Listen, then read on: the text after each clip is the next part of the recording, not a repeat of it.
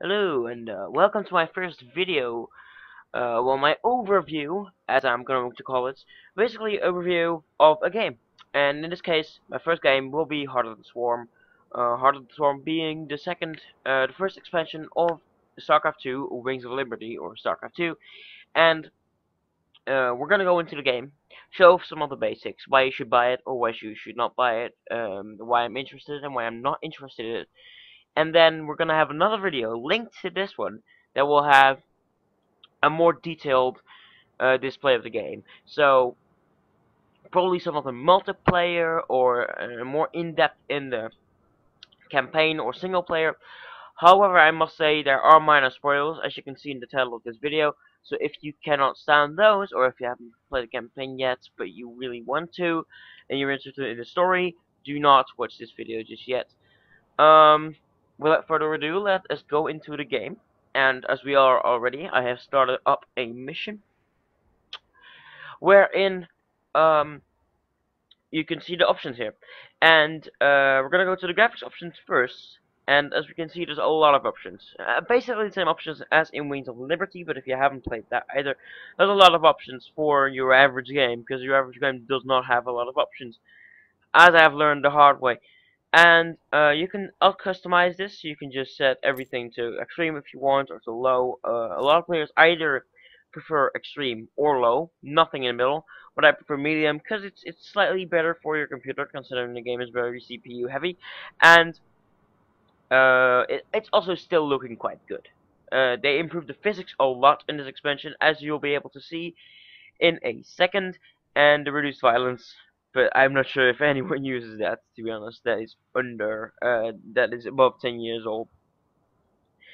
Now, if we're going to go to the sound, the rest are not that interesting, but if we go to the sound, we see a lot of options for the sound as well, and that is really interesting, considering sound really doesn't matter that much, but especially this. But I guess most games have a reputation for having a lot of options, and this just excels at it. I mean, four options for every part. You can enable things, disable things, set the volume for everything, see what the sound quality you want it to be, if it plays in background or not. It's really good actually. And we're gonna go look into two more things, namely the gameplay, where you can see what expansion level you want to play on. Wings of Liberty, of course, being the base game, and then Heart of the Swarm being the expansion of this game. And then you have a background selection. Kerrigan is for Heart of the Swarm, and Planets is for Wings of Liberty. And this here you can see all the in-game stuff, the build grid, or the alerts, or the game timer, or the game timer is really handy, or stuff like that. And I'm gonna go actually make this game uh, put on faster, because I like faster. It is better, at least that's what I think. And while we look into the social, we're gonna go hop into the game next. These are my block communications, because I had some really bad experiences with people on ladder, but we'll get into that later. This is all for Battle.net, basically, or for people adding you on Starcraft. It's not that interesting. You can set up your own hotkeys as well, which is really nice, but let's not go into that right now. It's not that interesting if you're just gonna get into a game. So why don't we just hop into the game? Alright, so in this game, I am playing as Korean Kerrigan, obviously, and let's keep the sound a bit down actually, because it's quite long, hard. Let's put it down at 5% or 6%. That's fine. So, I have Korean Kerrigan on right now because I was fiddling around with the sound a bit, and no, the game's in English, so that's fine. Basically, you control Kerrigan in this expansion a lot. In every mission, she plays a role as an actual living character, and she has spells. She's kind of like a hero in Warcraft 3, if you have played that. But we're gonna go run through this mission right now.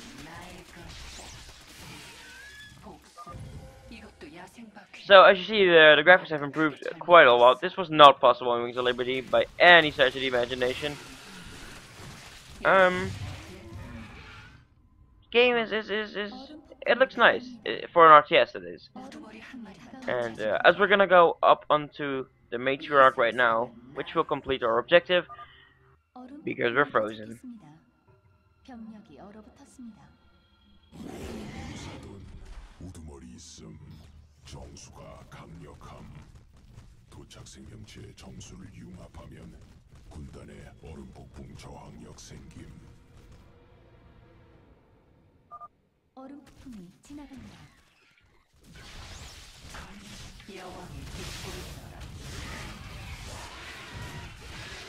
As you were just able to hear, that sound was quite amazing. The voice acting in this game has really been improved. The story is, in my opinion, better, but I'm not going to go into that because I do not want to spoil anything on accident. We're going to go into the Zerg base now, and basically really start the mission.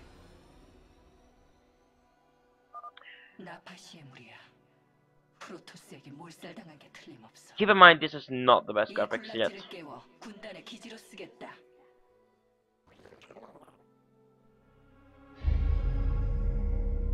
군락지가 깨어난 걸 프로토스가 감지했습니다. 우리의 존재가 드러났습니다. 군단이 없는 칼날 여왕, 너의 군락을 따라 멀리 여기까지 오다니 어리석구나. 프로토스, 언제 모습을 드러내나 궁금했다.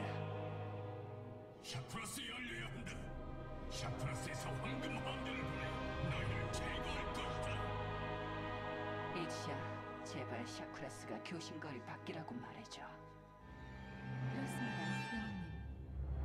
하지만 프로토스, 사이오닉 연계탑으로 교신 에너지를 증폭할 수 있습니다. 그렇다면 놈들이 연계탑을 작동시키기 전에 탑을 파괴해야겠군. Some dramatic music right there.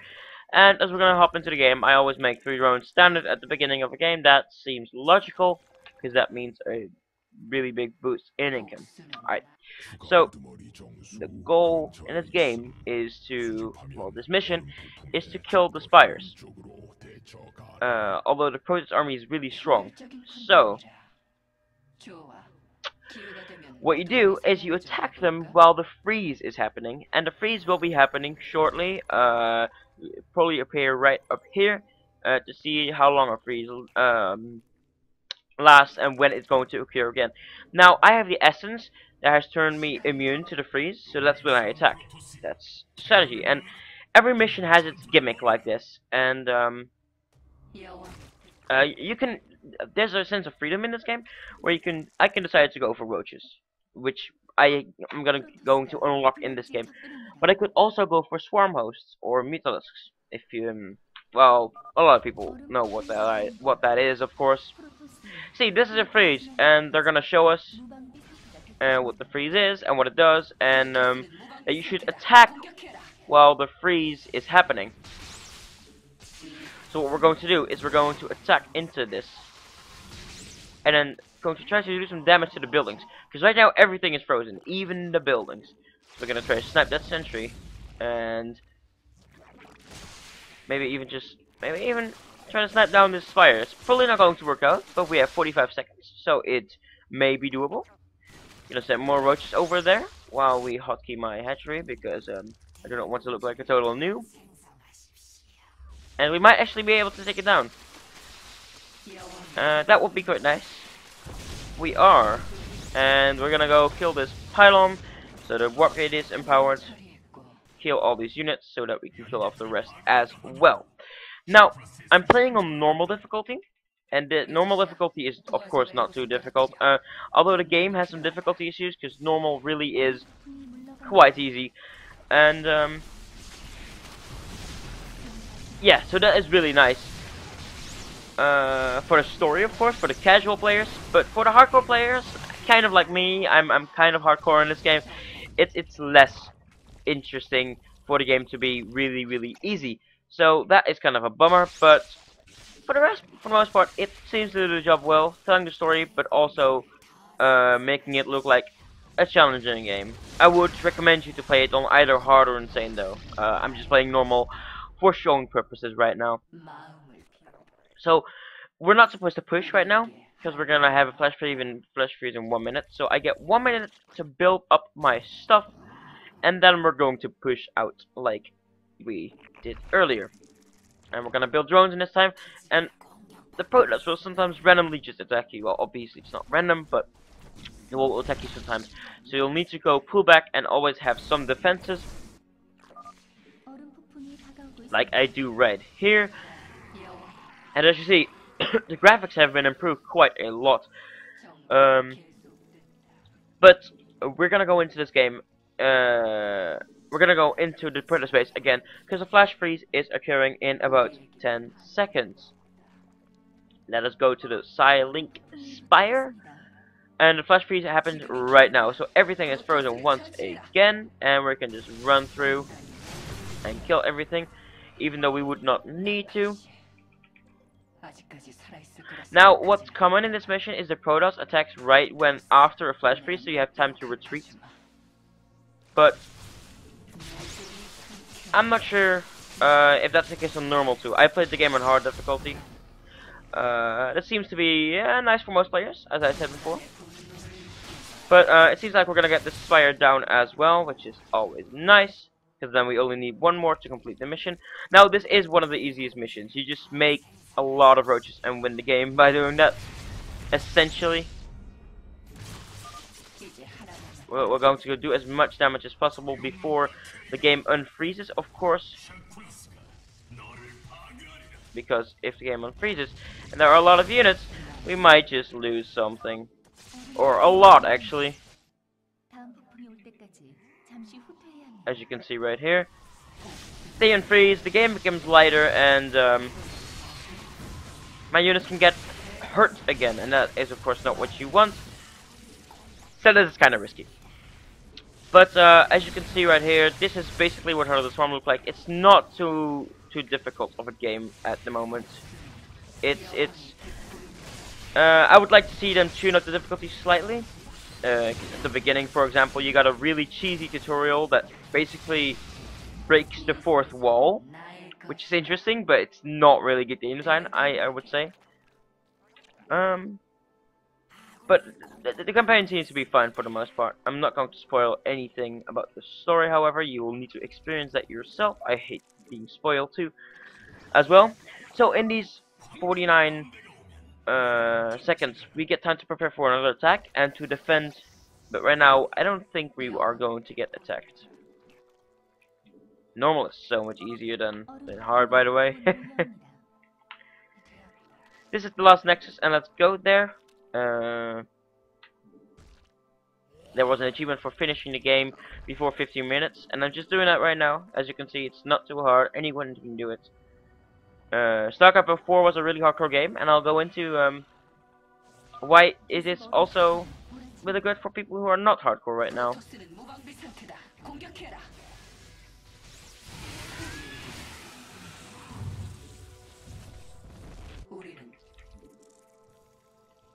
I have 45 roaches in a second, and that is a lot.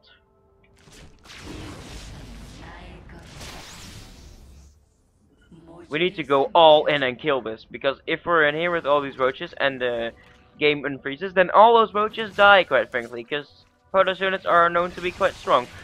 So we should really hurry up and kill this thing, and then win the game.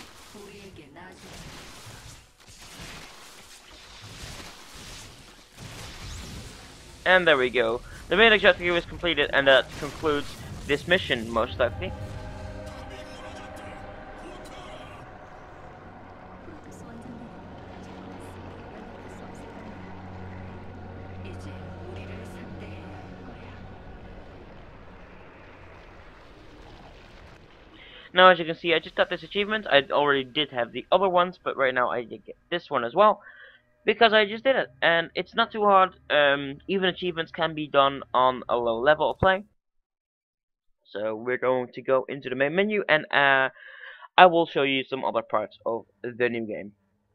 As you can see, well, not seriously, you only saw one mission, but every mission has its little gimmick. I'm not gonna show much else because that might spoil it, but that is basically the fun about the campaign. Every mission is different in a way. Um, there are no new challenge missions, which I kind of dislike. I like the challenge missions. I did them all on on gold or on hard because it was really interesting. Campaign for me Liberty is not interesting, so we're not going to go into that. Here, this is the Kerrigan wallpaper, and well, we'll play that background for when you log into the game. Now, if we're gonna go into matchmaking, which is the multiplayer of the game, you can go into training, and new players can go into training and start at stage 1, then go to stage 2, and then go to stage 3 to learn the game. It's not that hard. The game guides you through everything. It tells you when to build an Overlord, or when to build a Spidey Poe, or when to build a Marine, or it tells you all this stuff, so you can get a grip of what the game is like, and then you can learn the game. Now, after that, you're gonna go place versus the AI, and you play 3 placement matches, and then you get placed against the AI. Now, I won 3 of my matches because I'm quite hardcore in this game, as I said before, and that places you somewhere versus the AI. Now, I imagine if I win one more game, I'm gonna get placed against a very hard AI, and then after that, I'm gonna get placed against a, what's it called? An elite AI, and after that, I'm gonna go, oh, no, that's not true. Harder, very hard, elite. And, yeah, the AI doesn't really skill up because basically a gold league level player is already able to beat the almost highest or the highest level of